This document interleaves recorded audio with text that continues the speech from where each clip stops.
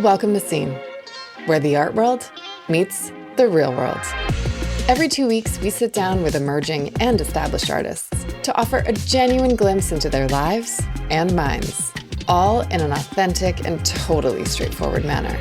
I'm Carrie Scott, your host. And with 2 decades of experience as a curator and art historian, I firmly believe in the transformative power of art, if it's seen.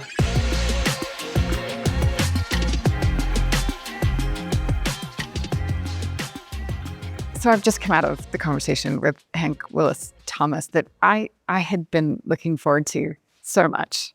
This guy's a giant in the art world, and I mean a cultural giant. He mixes references and layers, and he puts them all on view for us to engage with.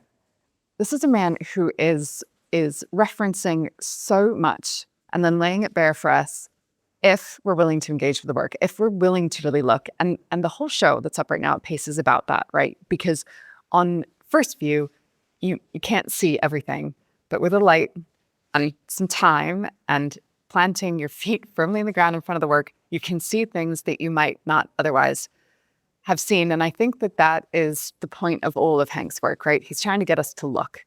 And we barely scratched the surface. I have 20 other questions that I could have asked him, but I think we got to the heart of what makes Hank think.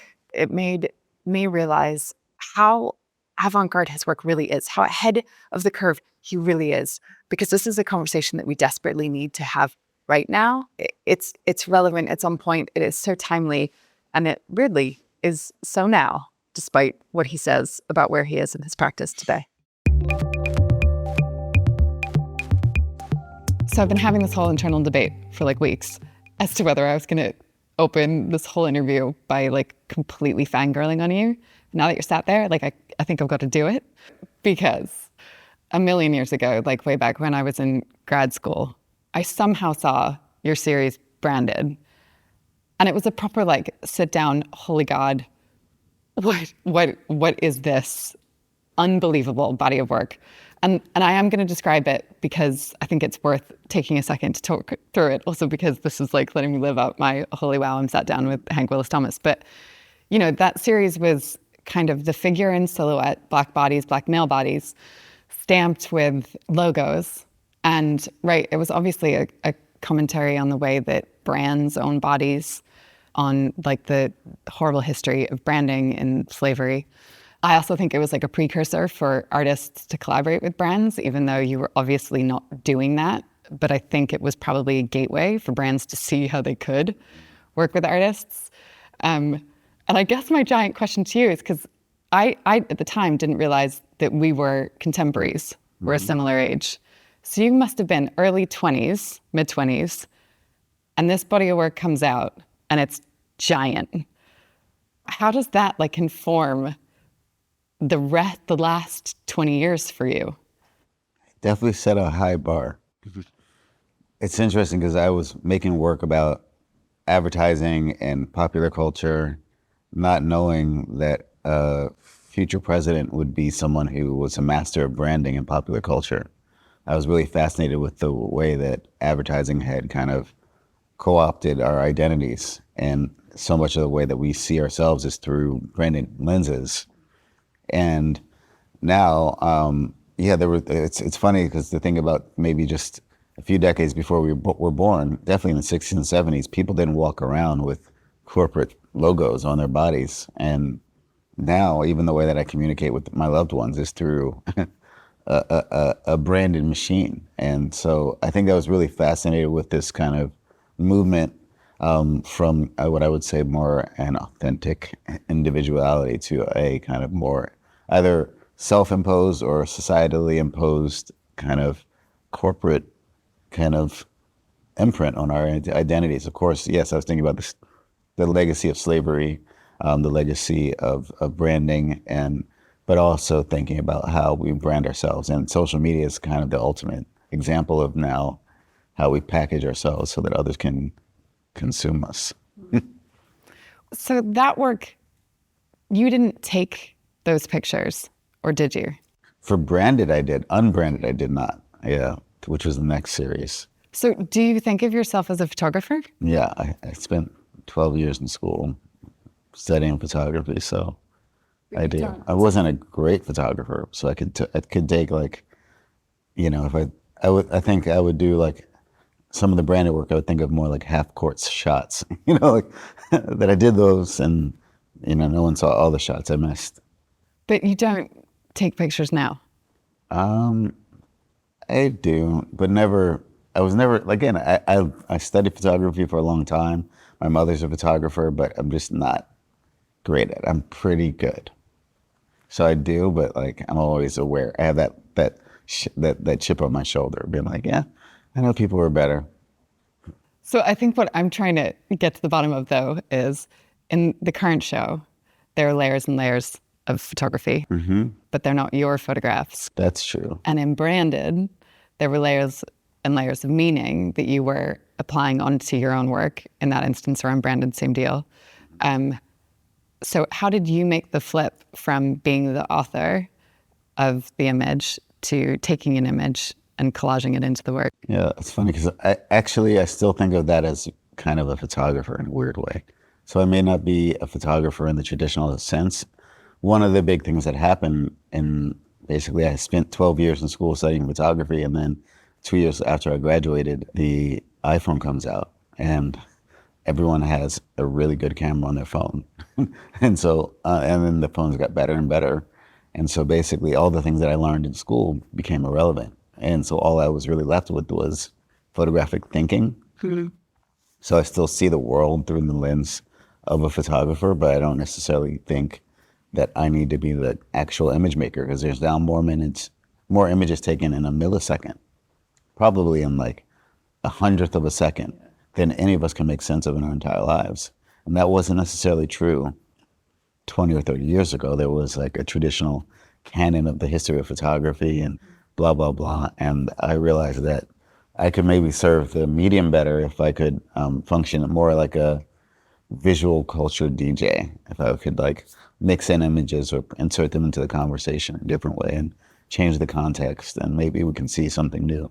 Thinking about hip hop culture and popular culture kind of mashups. And so this work, like the sculptures behind me, are kind of mashups, mixing the two, I would say, masterpieces of art into something, but through that same lens. And then in all my collages, there's also all of these photographic images that are also kind of from the 20th century that span decades and geography and different political events and spectrums, and they're kind of now part of a larger image and a story. The thing that is surprising about these, and I guess was the same with the Maps series, is how they're not as instantly obvious because you've buried the lead, right? You've buried the image. So you need a torch in order to really have everything revealed to you. And that feels like that mimics kind of where we find ourselves now. We walk around and there are all these undercurrents that are problematic that we sort of pretend we don't see, but if we scratch just below the surface, we see them. So I feel like that's what you're trying to get us to acknowledge. But why use the light? Well, I think photography, what makes it, what I enjoyed about it when I was going to take images was you could send 10 photographers to the same event, and most likely they would tell a different story from their different unique perspectives. And there wasn't a truth. It was about my perspective on the truth and like how I can situate myself to capture that.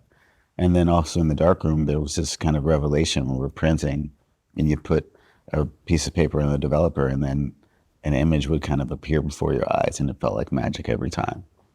And that's kind of what I am attempting to kind of mimic here with the viewer. So in this work, yeah, you could use a torch to like shine a light from your unique perspective to see a scenario where someone else standing 2 feet away from you won't be able to see it. I mean, an inch away, right?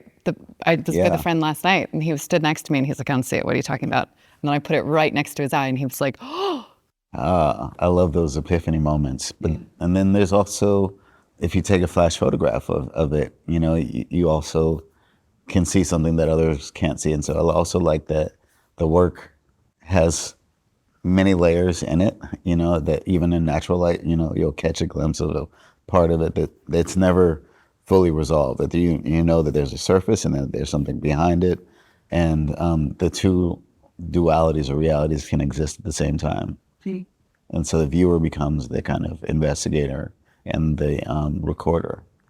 And why Matisse? I mean, it seems fairly obvious that Matisse was making a lot of this work that you reference at the end of his life, and he was living in occupied France at the time.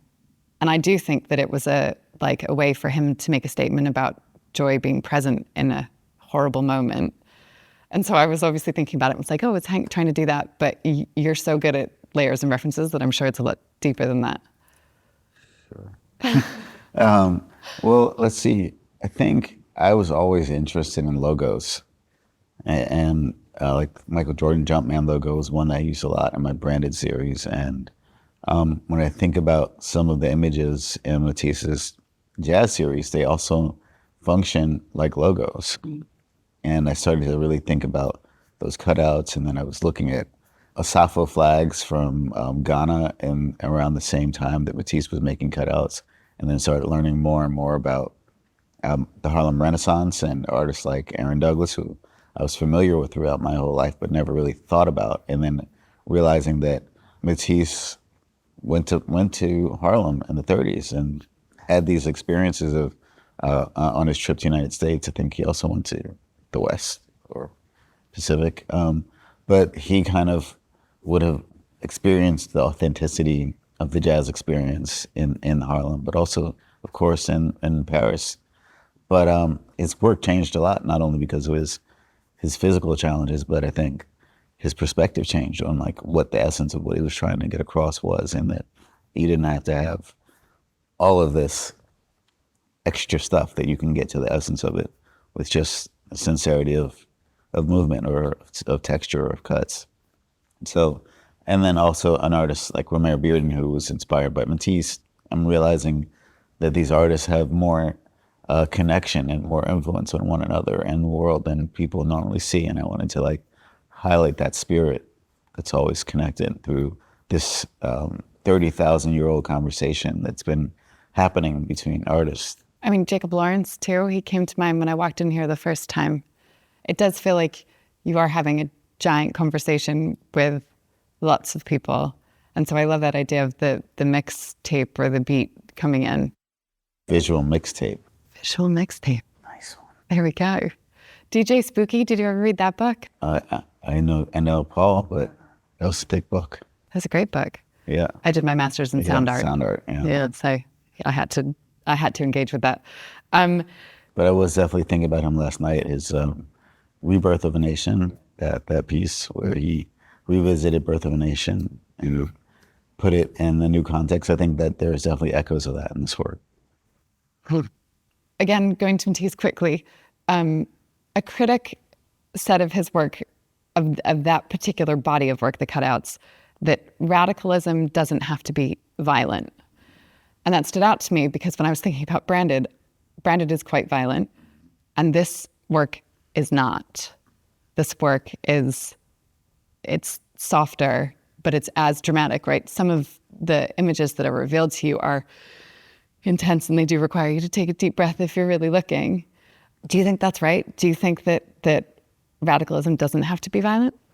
For sure. I mean, that's why most of these images are using nonviolent protest images. I think there is currently appears to be like a war on peace in the world, where like talking about peace can be perceived as violent. And I think that sentiment has often happened when people try to change the status quo through nonviolent action. But I do think the work can be intense. And I think when you're swimming upstream, as most artists are, there's often this tense intention or intensity that people feel they have to bring to it. But I think others do it more gracefully, and that's when I think that's the sweet spot that I'm inspired by. And do you think that that's an evolution? Like, do you think that that's come to you slowly? I don't know if I've left the other part. It's just become, I think when I did the Branded series, I was one of only a very, very few people. And I just met this artist one Wang Qing Song, who was in China making work similar at the same time. But there weren't that many, and now there's so many artists and there's memes. It doesn't feel as authentic to make something that is critiquing the culture that we were part of in the same way. I have ideas, so I don't want to like say that I've evolved past it. But I think I've been interested in playing more. I think the best thing about being an artist in the 21st century is that you don't have to like be in a box, that you can actually have show multitudes, you can have an expansive practice, and this is definitely more. And these landscapes are more intuitive. Some of the screen printing process that kind of goes before the collaging is definitely very like fluid, and I think because I really just miss being in the darkroom. I miss being like in this kind of like, I don't know what's going to happen. We're going to like, I have an idea, I have this negative, but like, how am I going to bring it into light is kind of the play. Whereas I think with a lot of the other work, it's much more cerebral, and maybe that's why it feels more rough. But how did you find yourself using like a 3M reflective material, industrial material, and then using it as a collage material? How does that even happen? Yeah. Yeah. How does it happen? I look at my children and wonder that all the time. You know, like, how did this happen? I mean, I know how it happened, but you know what I mean? Like, how did this happen? And I think that's similar to my experience with making art, where I'm like, it was all there, you know? But as I said, like, I've always been interested in, like, when I think about branding, branding has one thing on the surface and there's a lot behind it. You know, it's kind of like an iceberg. And I think what I've been interested in about history is the same thing, that like on the surface, it's, you know, red, white, and blue. And beneath that, there's like a varied hue of colors that have a lot that can go into the ultraviolet. Get it? And so I think when I came across, I was like, you know, interested in signs and advertising. And so I started to put my work up in public space, first unsanctioned, and then museums started to do it. And then I started working with sign shops. And I was working with a sign shop and I saw something like illuminating in the basement. I was like, what's that? And they were like, oh, yes, we make street signs. We make stop signs. We make one-way signs. And the way we do it is we use this vinyl. And they gave me a little piece of it. And I took it and I was just looking at it for a few years. And I realized that the way that they make the signs is they cover up the part that they don't want to illuminate with something else. Like a one-way sign is actually shiny, but then they put black vinyl over it. And I was like, oh, well, what would happen if I put white ink on top of a white material? And then that blocks it out. And then I found out that they had black and blue and all these other colors and all these other companies. And then I realized, okay, I can maybe show something on the surface and then actually have something else revealed beneath. And that kind of has been this journey. It feels like there's a giant dialogue about identity in your work, yours, the viewers, mine.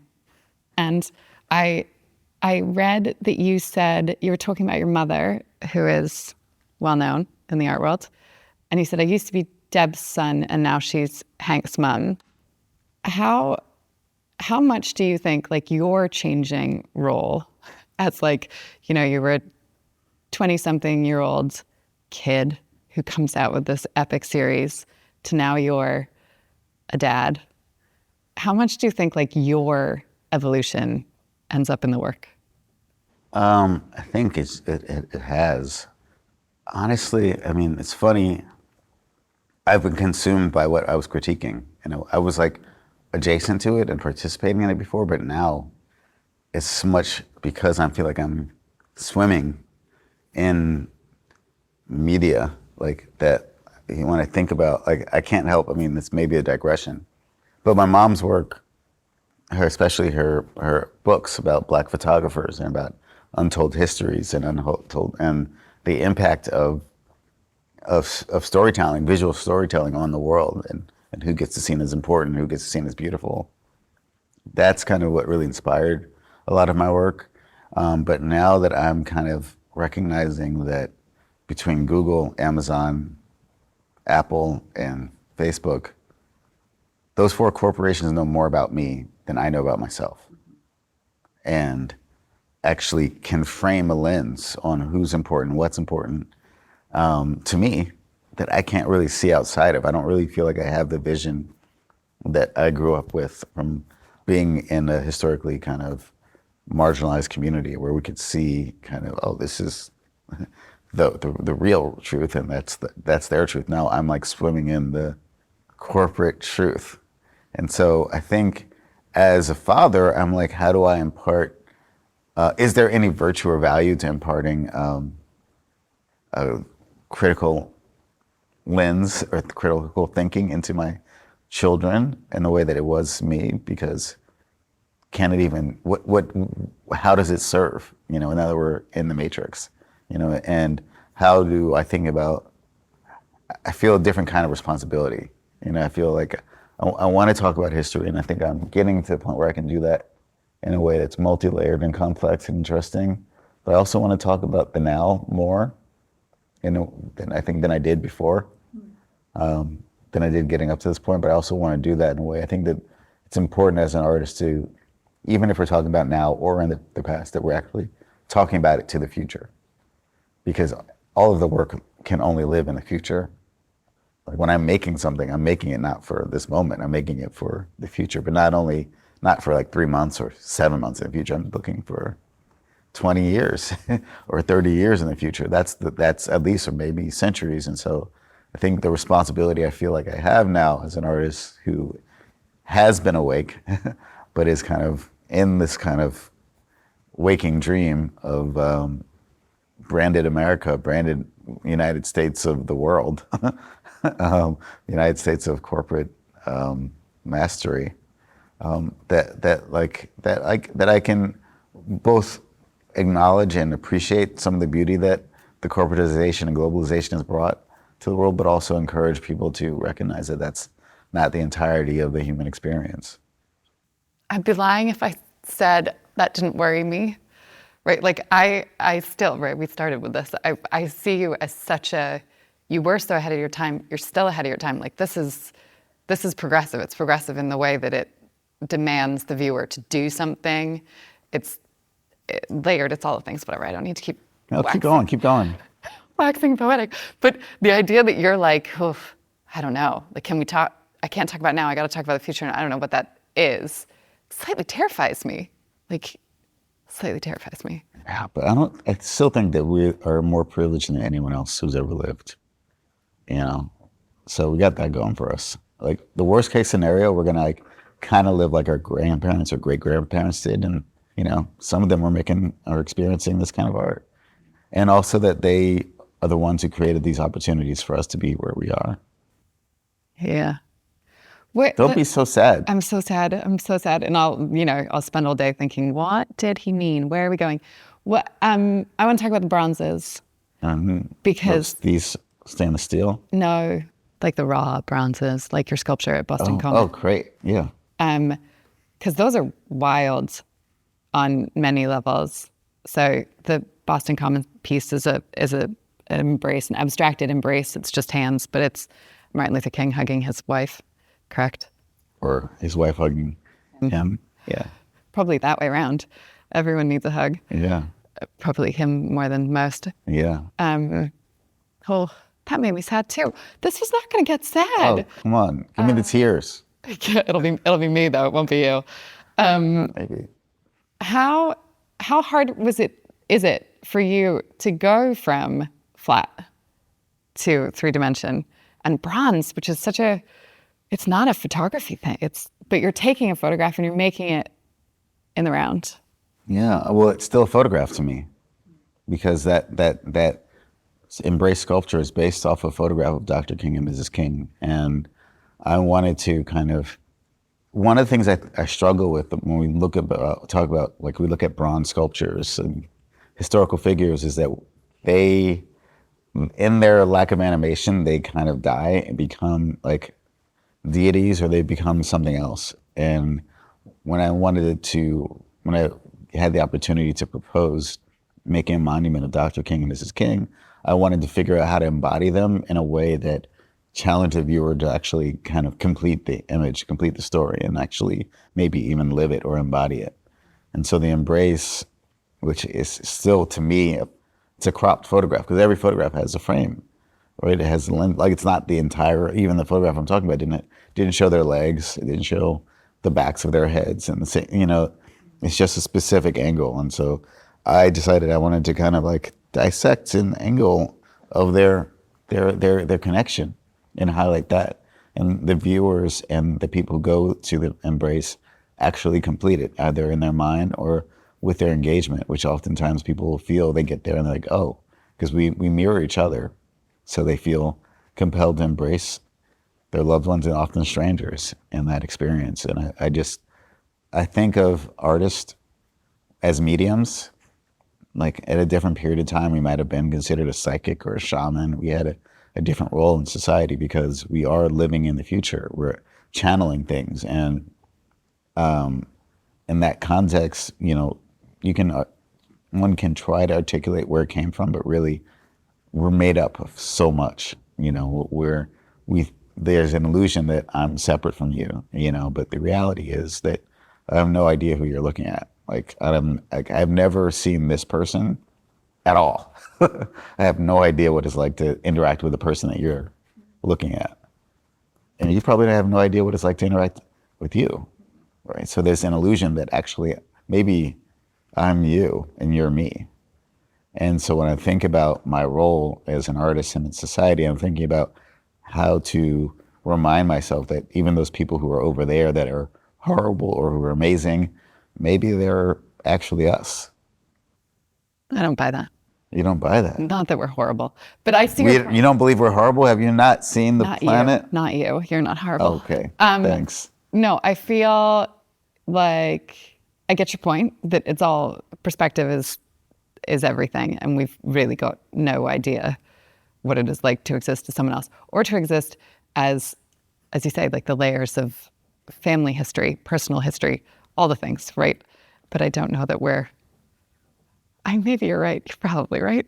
That we are all the same, sort of. From one perspective, we are all the same. Maybe from the moon. There's that overview effect, right? Ants are all the same. The astronauts say that, like, oh, wow, it's one organism. So the fact that we think that we're not part of an organism, that we're not all a part of a larger thing, which means that we are all collectively one thing, is probably part of our challenge. But then it's not about identity. It's like the opposite. Your work is actually about the opposite. It's about accepting that we're all the same, maybe. All a part of the same thing. One thing, which is something I'm still evolving to. But also that tension that we find is also part of how we grow. That in these conflicts, in these political contexts, and family dynamic conflicts, and social contexts, we evolve, just like the organisms in our bodies, through, interaction and engagement and tension. Do you think you're an activist? I think everybody alive is an activist. So yes. Do you think everybody alive is an activist? Either an conscious activist or an unconscious activist for something. Where we spend our money, where we spend our time. Those are, that's why the attention economy is so powerful, right? Because we're giving power with our action, which can be passive and unconscious, or active and conscious, depending on how we engage. So, you don't think you're an activist? No, I do. Okay, good. I do. Who's not an activist, as you know? Oh, based on your definition, everyone is, right? But I would argue that there's a lot of people who are just sleeping on the job. Yeah, most of us are. Most of us are most of the time. Yeah. And it's okay, because, everyone can't do all the same jobs at the same time. See, but then is all art political? Yes. I think so too. Because I think if it's only, at the very least, it's political because art that is regarded as important lives a much better quality of life than most human beings. And that there is like this, the fact that people see it as that important, is something that makes it political, but also that most of what we know about past societies and past generations is through the art. Like, we don't have all the records of ancient Egypt or ancient Greece, or ancient Rome, but we do have artifacts and art that we interpret. They're like, oh, this is how we understand the society, and that shapes our own societies. I always say that when I'm trying to convince people to start buying art. I'm like, no one knows what the Rubels do as a job. Everybody knows the Rubel collection. Yeah. And that will be their lasting legacy. Yeah. It's an easy example, but it usually gets people pumped. Yeah, and that they're collecting as a form of activism, right? That they said, this is what we think is important. This is what we think the world should see or know. For sure. If you had one of your own works that you could leave, only one, as your lasting legacy, could you pick one? If I did that, then I might as well leave the planet. No. Yeah, because I gotta say you're done. I mean, I would hope my best work is ahead of me. What do you say? It probably is. Yeah, I agree. It does keep getting better and better. So Thanks. you're on the right track. Thanks, and that's coming from someone who was following fan for a long time. Yeah, and also has seen a lot of art, spends a lot of time seeing things being seen. I've asked two artists. I've asked them, what's the one question I should have asked you that I didn't ask you? But I don't want to ask you that. Instead, I asked a friend of yours, Rashid Johnson, what's the one question I should ask you? And he told me that I should ask you about your leadership style. That's a trick question. That's what I said to him. Yeah. Why did he want me to ask you that? Because he has a very good leadership style and I do not. No. That's his, because Rashid is a very, we've been friends for a long time, and he's a very decisive leader, and he's very this way, and this is what I thought a lot about it, and this is what I think we must do. And I'm like, hey, what do you think? What do you think? What do you think? What do you think? And no one really knows where we're going, so nobody knows what I want. I'm like, I kind of want what we want. And so I think he would say that what would I say? What is my leadership style less than he? My leadership style is, I think, evolving. But at its best, it is challenging myself and the people who I am around to not be their best selves, to connect with the higher calling that we all already know is there, and then kind of be in flow together. And that is a heavy lift. Well, you just did it. You definitely did it with me. You've done it with me for 20 years. Rashid said that you somehow can manage to get anyone to follow you wherever you want to go. And he said that, I think, in the most loving way. But I buy it. Having sat here now, I'm like, yeah, man, where are we going? Sweet, yeah. And I mean, yeah, it's been amazing to I've been friends with him for almost 20 years now, and watch how we both have grown and learned from each other, and also be so dramatically different. So it's but that's what I love about being an artist, is that that kinship of the soul, to bring it home, that we may be different on the surface, but actually behind it all, we're actually all making each other. I mean, perfect note to go out on. I have no idea what time we're on, but yeah, it's time. Thank you. Thank you. So much. I didn't cry. Thank you. Almost did, though. Thank you. I mean, you're awesome. Thank you. And I get it. Fuck, it was amazing. Hooray, hooray. Seriously. Cheers. Thank you so much. Thanks for listening to this episode of the Scene Podcast. If you liked what you heard, I'd love it if you subscribe wherever you get your podcasts. And if you want to connect with us between episodes, follow us on Instagram @WatchSceneArt. I'm Carrie Scott, and I'll see you next time. Get it?